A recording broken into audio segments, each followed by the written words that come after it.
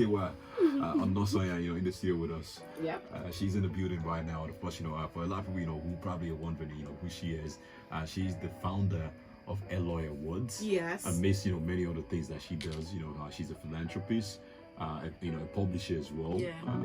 A stylist. You do so much. She said something. You said you're a mindset stylist. That's the coolest part. Mindset stylist. Mindset stylist. We'll talk about that later on. One day we'll have you on the show and we'll talk about that. Mindset Styling is interesting. But then let's come back to E.L.O.Y first and foremost, because that's what everyone is talking about right now. Yeah. The E.L.O.Y Awards 2022. Yes. Hello, everybody. Okay, so you're still trying to adjust to hearing yourself. Yeah. Okay. Yeah. You could take it off if you want. If you want to. Oh, okay. Or maybe leave one ear out. Yeah. Or maybe do that. Yeah. So if you're wondering what's going on, we're trying to take Tewa through like the rudiments of being a radio presenter. Yeah. Wearing the headphones. Wearing the headphones. And still aligning your thoughts properly. Yeah. Aligning is the word. But how are you though? How you doing? I'm very, very blessed, thank you. I'm very blessed and very excited. It's the 14th year of the E.L.O.Ys, and so it's all happening down at the EMHQ, so to speak. Everybody's excited. I think the whole of Nigeria is excited because we released the nominees a couple of weeks ago. So our website has been going, gaga, crazy, so to speak. Yeah, and then the conference as well. So people are registering for the conference this year. At the conference, we're talking about financial literacy for women, getting women more financially confident. Yeah. And getting them more educated about money. And when we're talking about money, we're not just talking about spending money, which is the hardest part of money. Right. So we're talking about earning money, spending money wisely. We're talking about investing to grow your money. We're talking about saving your money as well. Yeah.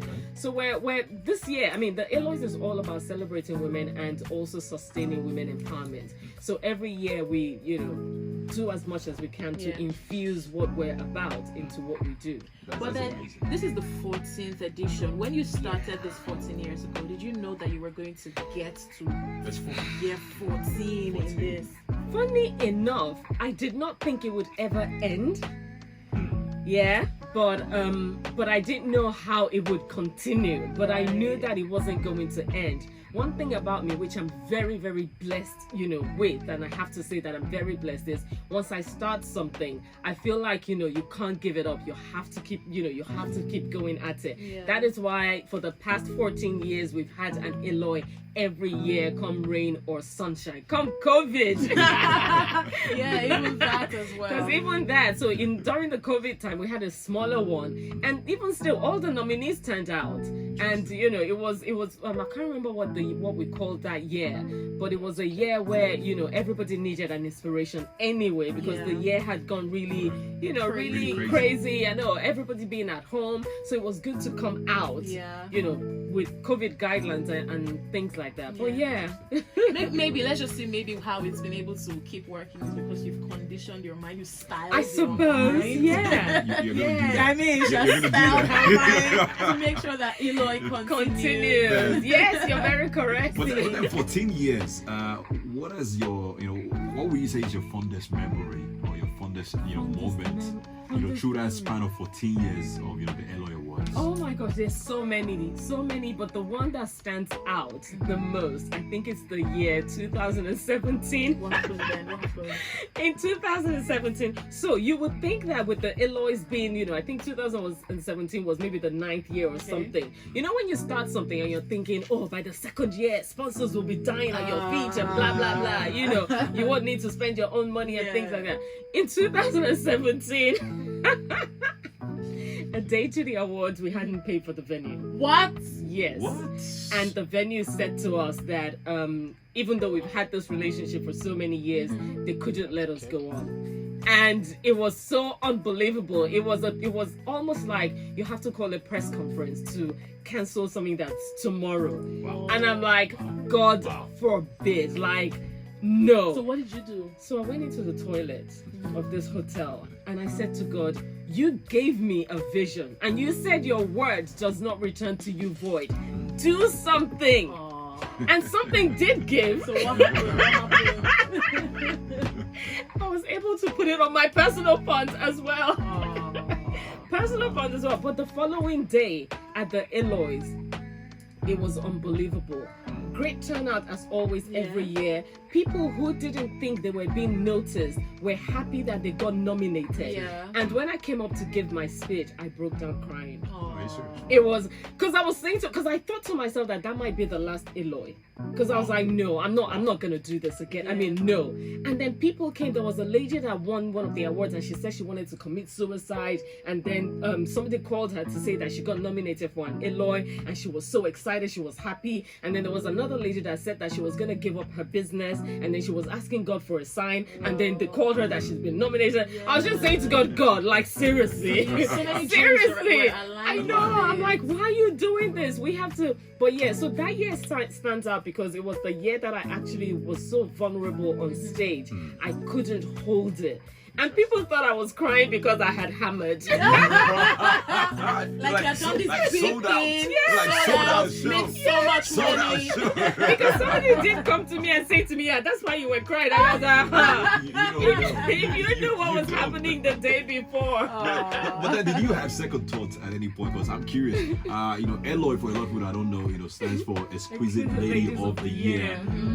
Did you have any second thoughts when you got that vision? Yeah. To celebrate women. Did you have second thoughts about people saying, why are you segregating and just celebrating only women? What happened to the men as well? Were there those thoughts at the back of your mind? Funny enough, we were unapologetic about it because when we started in 2009, there were so many award ceremony, but for men.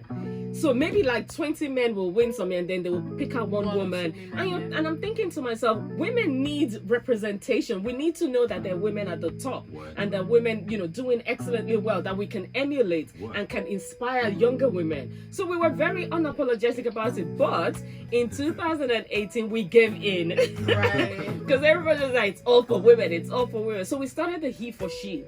And so far we've only given, I think this year will be our 4th one ever. So every year, I think since 2018, we've been giving a He for She. And He for She is basically a man that advocates for women's rights, women empowerment and things like that. So that's the only one award for men. But men can't get jealous because there's so many awards out there for you. Man of the Year. There's so many Man of the Year awards out there.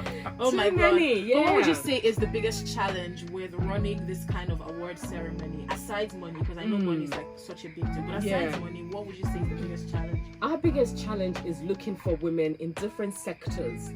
That's challenging. It's challenging because we didn't want to always do what the norm is. Like everybody always, going towards the normal people we hear about, the normal people we see. We always want to find new sectors. Right. So like this year, for instance, we have an intimacy coach sector. Have you ever heard of that?